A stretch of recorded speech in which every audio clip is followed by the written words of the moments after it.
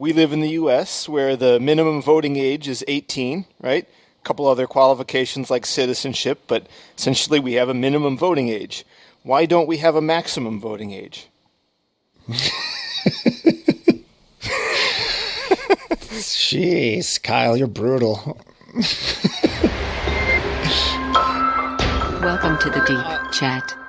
It's because you're presumed to have cognitive function to make wise decisions upon 18. That you've earned the right in society to make these choices, vote, etc.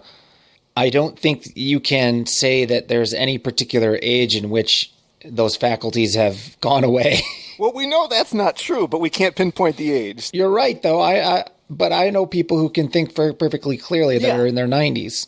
And then I know people who, have dementia. There's no way to pinpoint an age. And I'm not sure that there's a guarantee of cognitive decline. There's people who just die and we're pretty darn sharp when they die. And then there's people who die old, but with dementia, etc. So how do you even begin to parse that one without having some form of...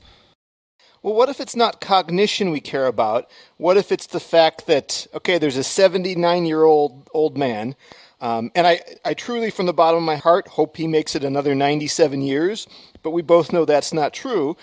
And yet, his vote, he's voting on things that are impacting the future, like, should we fund this project? But he won't be around to benefit from that project, or, he's voting for things that won't affect him. Well, you could argue that she has the best interest in mind of those who come after, sure. Right? They have grandchildren and children.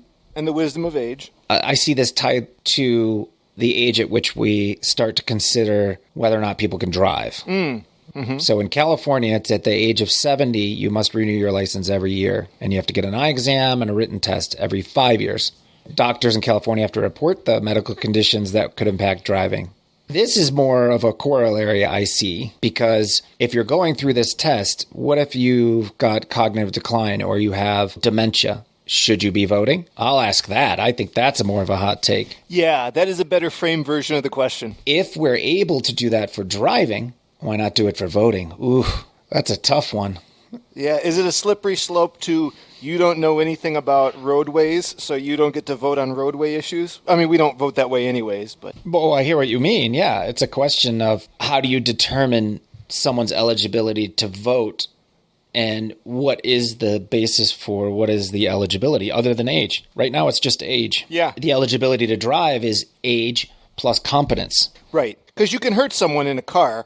It's not clear that you can hurt someone with one vote. Right. And I think that's the big differentiator there is, can you hurt someone with one vote? And the answer most often comes down to no. Mm-hmm. Unless you're talking these small elections, really tiny elections where there's 50, 100, 1,000 votes. Yeah, true. What if one vote affects the outcome?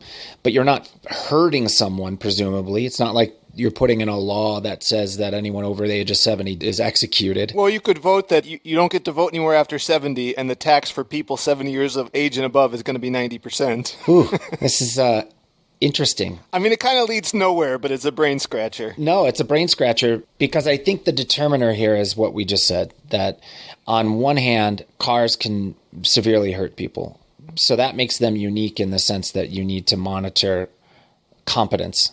Right? Because that's what we're really monitoring is competence. Yeah.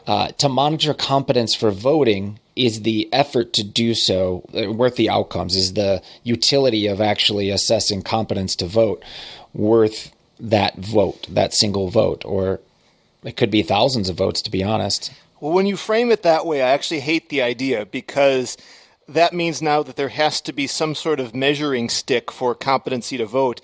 And I think people from either party would be very quick to say that those voting for a party other than mine are not competent, and I'd be very, I'd be very wary. Of course, they would of anyone getting a little bit too much power and instituting something along those lines. Yeah, well, obviously, I would be against this in general because of the natural implication that you just said. Any ability to manage power should not be in the hands of the government, in my opinion, as often as possible. Someone's ability to be chosen whether or not they should vote, it's a lot of power to put in the hands of the government, and it would be misused. Yeah. Eventually, it would say they'd look at the Democrats would look and say, well, as people age, they tend to vote more Republican, because I think that's a general truth. Yep. If I'm not mistaken. That's pretty statistical, yeah. It would be to their advantage today to try to exclude as many of those people as possible. Dementia is obviously one where I could say someone with dementia probably shouldn't vote. I can actually say that right now. Sure, yeah. Because if you've ever talked to someone with dementia, my grandma had it. She used to wrap presents that were labeled for me, and I would get like a knitting set when I was 7 or 10. And then, my mom would get the Teenage Mutant Ninja Turtle or whatever it was. Just her ability to think clearly and to make a decision other than I'm just going to check a box. She wouldn't even know which box she was checking. But to eliminate that one means you have to open up the possibility of eliminating others and other mental conditions. And that is not a bridge I want to cross. Yeah, it seems like a real Pandora's box. Absolutely. But man, what a fun question. One that I feel guilty even considering. Really? Sure. But that's the point of this. Let's check in 20 or 30 years when we're old and maybe, Exactly. Well, what will old be when we get older? That's a whole nother question. Yeah, I intend to be uploaded, so we'll see. Yeah, I'm hoping so too. I tell my daughter just the other day, said, Dad, when you die, I'm going to freeze you. And then when I die, my kids are going to freeze me. And then when my kids' kids die, they're going to freeze them. And then at some point, they'll be able to bring us back to life and we can be one big family. Because I told her what cryo storage was.